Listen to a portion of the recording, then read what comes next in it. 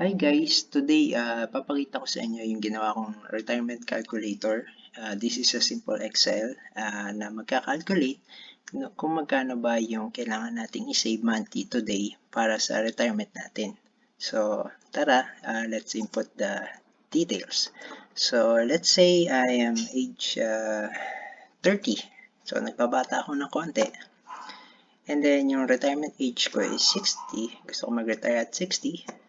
And then yung next is input yung amount kung magkano yung gusto mong ma-receive monthly after your retirement. So 50,000 ang gusto kong ma-receive.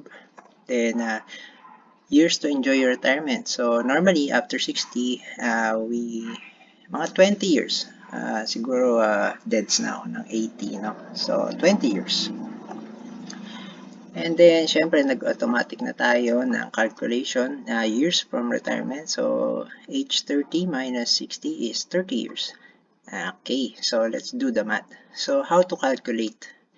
So, to calculate how much do I need now to retire is, so,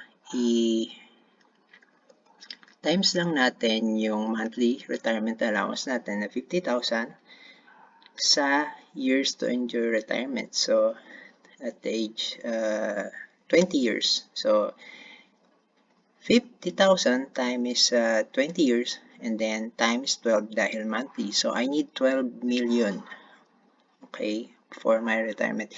And then, how much do you need to save monthly? So, para ma-achieve mo yung 12 million na yun today, from starting today, so, ang gawin natin is, i-divide natin yung 12 million sa kung ilang years pa bago tayo mag-retire. So, meron pa tayong 30 years before retirement. So, 12 million divided by 30 and then divide din natin siya by 12 to get our monthly income na kailangan nating i-save just for our retirement.